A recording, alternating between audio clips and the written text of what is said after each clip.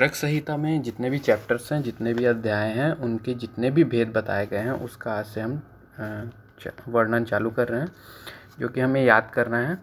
जो कि ज्वर से लेकर के योनि व्यापक तक के भेद हम लोग याद करेंगे, जिसमें पहले 4 अध्याय जो हैं ज्वर, रक्त, पित्त, गुल्म और यहाँ पे एक है हमारा प्रमेय है। तो ऐसे करके हम 4-4 चैप्टर पढ़ते जाएंगे। तो जो सबसे पहला है हमारा ज्वर प्रकरण। तो ज्वर प्रकरण में हमें विधि भेद से हमें 4 प्रकार की मिलती हैं, जैसे कि द्वैविध विधि भेद, फिर पंचविध और सप्तविध और अष्टविध। तो यहाँ पे जो द्वैविध विधि भेद होता है उसमें हमें 2-2 प्रकार के ऐसे 5 वो मिलेंगे। पंचविध से भी 5 मिलेंगे, सप्तविध से 7 मिलेंगे हमें, और अष्टविध से 8 मिलेंगे। ऐसे करके हमें मिलेंगे। तो यहाँ पे हमें ये सब चीज़ें याद करनी है। फिर इसके बाद जो हमें द्वैविध भेद से हमें जो मिलते हैं वो हैं, जैसा कि इसमें बताया गया है कि शरीर और मन, दूसरा है सौम्य अग्नि, तीसरा है बहिर्वेग अंतर्वेग, चौथा है प्राकृत वैकृत, पांचवा है साध्य और असाध्य। वैसे ही पंचविध भेद से भी हमें मिलते हैं, लेकिन पंचविध भेद को हम एक और नाम देते हैं जो कि होता है विषम ज्वर। ठीक है, यहाँ पे विषम ज्वर के नाम से भी हम जानते हैं संतत, सतत, अन्येद्युष्क, तृतीयक और चतुर्थक, ऐसे करके भी हम इसे जानते हैं विषम ज्वर के नाम से।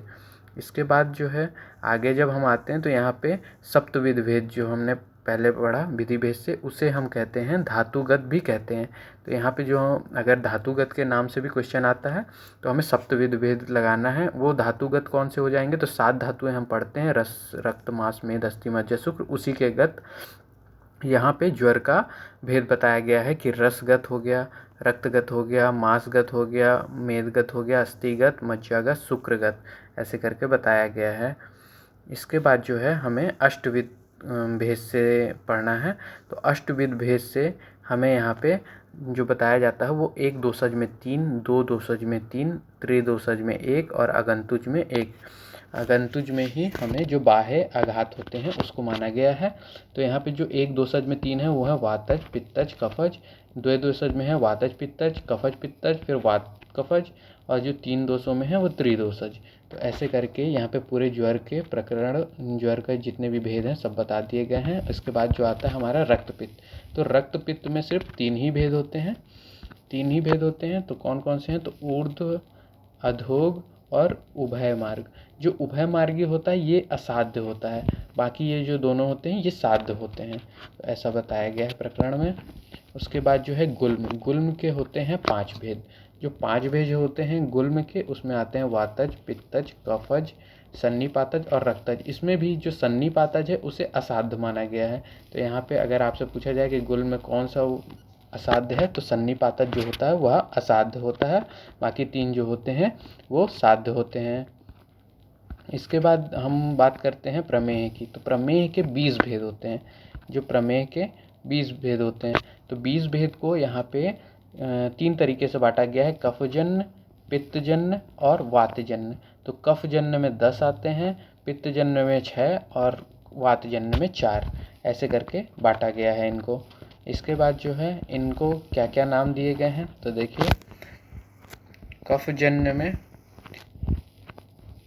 कफजन्य में जो नाम है वो है उदक में है, इक्षु में है, सांद्र में है, सांद्र प्रसाद में है, शुक्ल में है, शुक्र में है, शीत में है, स्नेहर में है, सिक्ता में है और लाल में है। इनके नाम से हम जाने जाते हैं।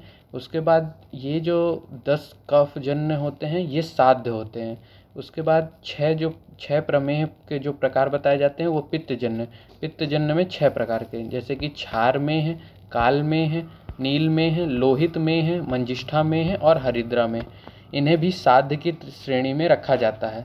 लेकिन जब हम बात करते हैं कि वात की, तो वात में जो आते हैं उनको हम असाध्य में रखते हैं। तो असाध्य में बताया गया है तो जो कि 4 प्रकार के होते हैं, वसा में है, मज्जा में है, हस्ती में है और मधु में है, ऐसे करके 4 प्रकार के होते हैं।